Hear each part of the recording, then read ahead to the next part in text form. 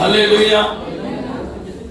இயேசுவினுடைய தேவனை போல. ஹல்லேலூயா. நான் சொல்ல ஆசைப்படுற அந்த வார்த்தையை உபாகமம் 33 இந்த வார்த்தை கர்த்தர் திட்டமாய் நம்மோடு கூட பேசியிருக்கிறார், என்னோடு கூட பேசியிருக்கிறார். இந்த வார்த்தை எனக்கு ரொம்ப பிடிக்கும். ஏன்னா இக்கட்ல நமக்கு உதவி செய்யற எல்லாரும் சகாயமா வேஸ்ட். ஹல்லேலூயா. கர்த்தர் நமக்கு சகாயம் செய்வார். ஹல்லேலூயா. ஹல்லேலூயா. அது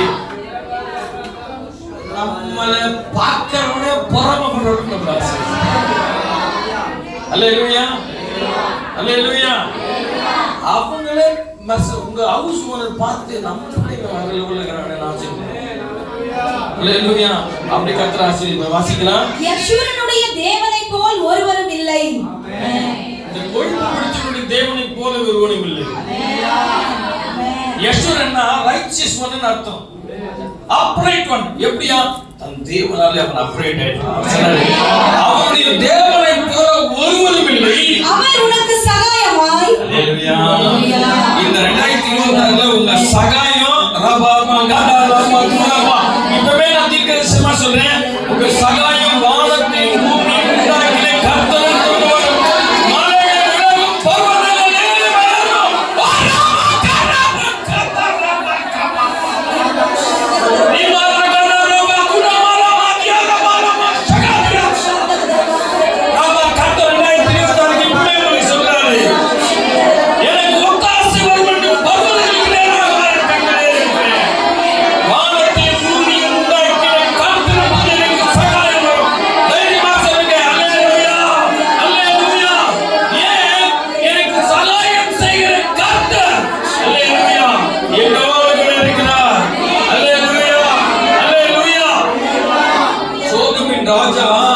ரகசியமா 5 ஊர் சொத்தை கொண்டு வராங்க.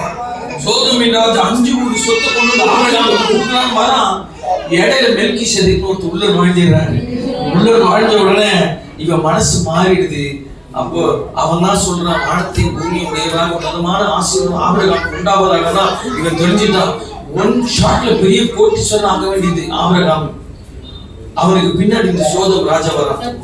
ஜனங்களை என்கிட்ட கொடுத்துறியா, எல்லா சொத்தையும் நீ எடுத்துக்கிறியா அப்படின்னா ஒரே நாள்ல லாட்டரி அடிச்ச மாதிரி பெரிய சொத்துக்காரனா இல்லை ஒரே நாள்ல. உடனே ஆபிரகாம் சொன்னாரு, நீ என்னை ஐஸ்வர்யவானாக்கி